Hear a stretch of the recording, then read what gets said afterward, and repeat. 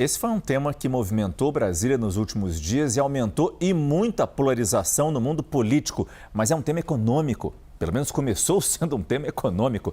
Por isso a gente começa a entender essa notícia com a nossa analista de economia, Thaís Herédia, que está aqui no nosso estúdio. Primeiro, Thaís, o básico. Boa noite. Como é que a gente analisa essa decisão do ministro Alexandre de Moraes, que primeiro suspendeu a validade do decreto e agora, com algumas ressalvas, o devolve já valendo? Oi, Márcio. Boa noite para você, boa noite a todos.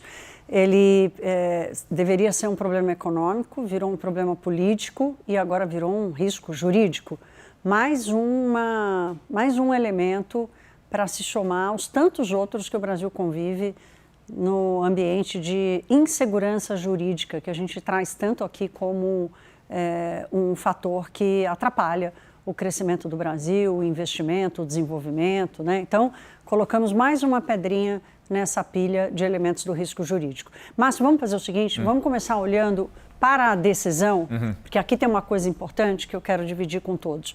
A primeira coisa é o seguinte, então, o que está valendo agora, a partir de agora, de cobrança do IOF.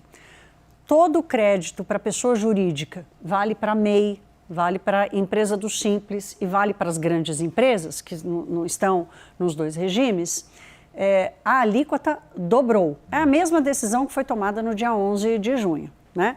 No dia 24 de junho, quando o Congresso Nacional derruba esse decreto, suspende a cobrança. Mas, a partir do dia 11 de junho, quando aquela última versão foi publicada pelo governo, a cobrança do IOF na alíquota diária, o IOF tem uma alíquota fixa do ano e uma alíquota diária, a alíquota diária dobrou para todas as modalidades, tá? Então, agora voltou a ser cobrado.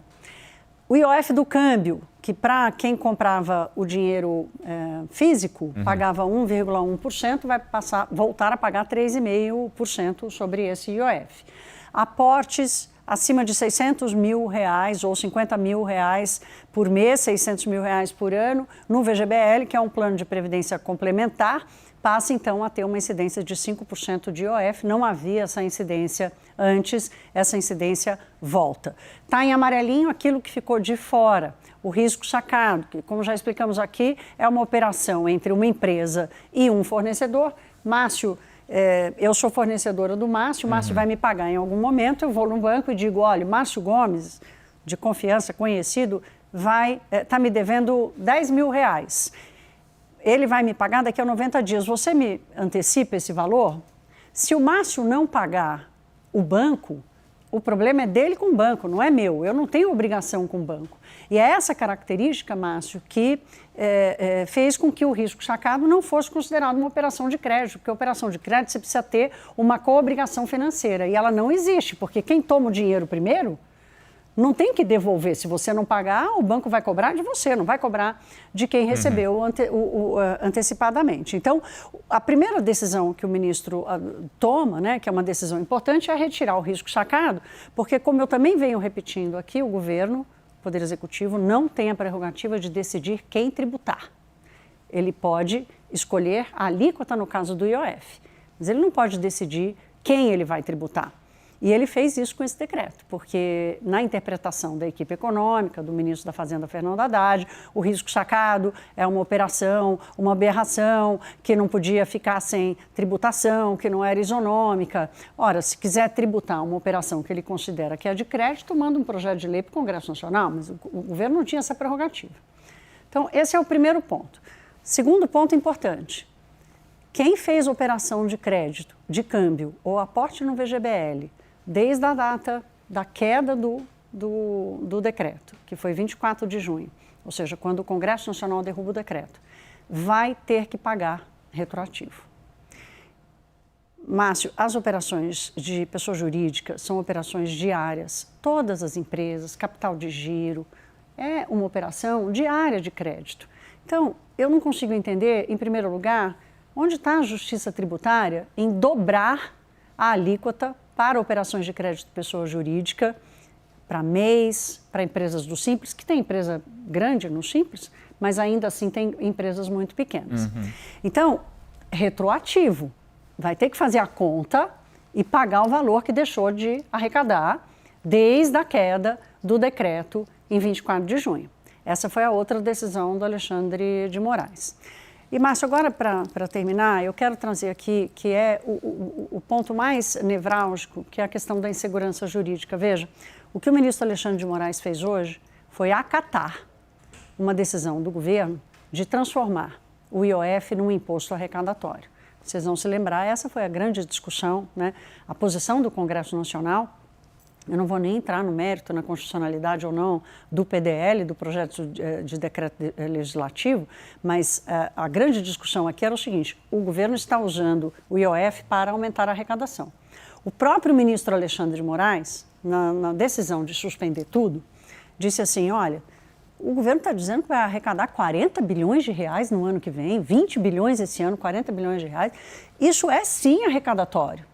E o governo dizendo, não, veja bem, isso é regulatório. Pois bem, a decisão de hoje do ministro Alexandre de Moraes, tirando a questão do risco sacado, que é constitucional, acata o caráter arrecadatório do IOF. E aqui, Márcio, nós temos um precedente, por isso a insegurança jurídica, porque o IOF, como a gente diz popularmente, é um imposto ao alcance da mão. O ministro Fernando Haddad vai fazer agora, e qualquer outro ministro da Fazenda que venha pela frente, se não conseguir fechar as contas, vai poder usar o IOF a seu bel prazer, porque o caráter arrecadatório dele foi acatado pelo Supremo Tribunal Federal. Ainda numa decisão monocrática, vai ter que passar pelo plenário e tudo mais, mas assim, essa decisão, ela gera uma preocupação gigante por causa disso, né? O IOF é considerado um imposto que gera distorções no mercado de crédito. E ele é custo de crédito, ele é um imposto inflacionário. Por quê? Porque quem paga o IOF é quem toma o empréstimo, não é o banco. Então, se você for MEI, uma empresa pequenininha, e tomou um crédito, pessoa jurídica, no seu banco, você vai pagar esse imposto mais alto. Há uma decisão tomada pelo governo federal. E, Márcio, só para fechar, o governo vem dizendo, não, eu vou provar para o Supremo Tribunal Federal que tem um caráter regulatório. Pois bem, hoje o Tesouro Nacional publicou o relatório das contas fiscais. É um relatório periódico, com tanta coisa na cabeça, eu já esqueci várias vezes o nome desse relatório. Mas é um relatório periódico em que o governo apresenta, o Tesouro Nacional apresenta ali a trajetória esperada para as contas públicas. E lá no relatório do Tesouro Nacional está dizendo assim, sem o IOF, fica difícil fechar as contas em 2026, fica difícil alcançar a meta de resultado primário, a chamada meta fiscal. Ora, se não é arrecadatório, por que o Tesouro, a Secretaria do Tesouro Nacional, publica oficialmente um relatório dizendo que sem o IOF não fecha as contas? Então, Márcio, a insegurança jurídica, ela ganha um elemento nessa questão do IOF. E ela tem um custo. Ela impõe um custo nas operações de crédito, num mercado de crédito no Brasil que batalha para crescer, né? Batalha para crescer por questões regulatórias, por questões de risco, óbvio que por causa da taxa de juros, não estou tirando esse elemento da equação, mas aparece o IOF. E tem um elemento importante, só para fechar aqui, Márcio, que eu vou lembrando das coisas, tem um elemento importante que é, em algum momento você vai se lembrar, no anúncio do decreto, o governo disse com toda pompa e circunstância, vamos ajudar o Banco Central a baixar a taxa de juro, porque ao aumentar o custo do crédito, a gente ajuda a política monetária. Ora, não é papel do Banco Central, ou não é papel do Poder Executivo ajudar o Banco Central, é papel do Poder Executivo ajudar o Banco Central com a responsabilidade das contas públicas e do equilíbrio fiscal, não usando tributo. Né? Então, assim, usar o argumento de que é regulatório, caiu por terra. Usar o argumento de que ajuda a política monetária, cai por terra, nem é o papel dele. Né?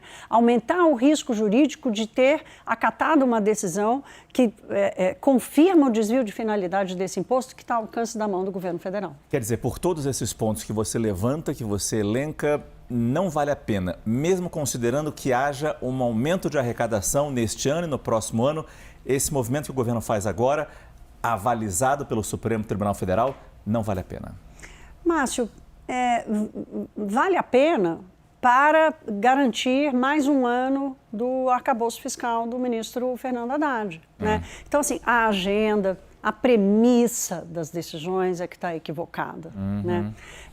O IOF é um imposto que existe no mundo inteiro, mas ele precisa ser usado com muito cuidado por causa disso. Ele é uma tinta branca numa lata de cor verde, Se né? destaca. Ele aparece, né? E não é para ser assim. E ele até ele ser diluído demora, né? E ele vira custo. Então, não é que não vale a pena. Se perguntar para o ministro da Fazenda, ele vai dizer, óbvio que vale a pena, porque agora eu vou conseguir minimamente ter uma arrecadação maior. 31 bilhões de reais a mais no ano que vem. Essa é a análise econômica com Thaís Heré.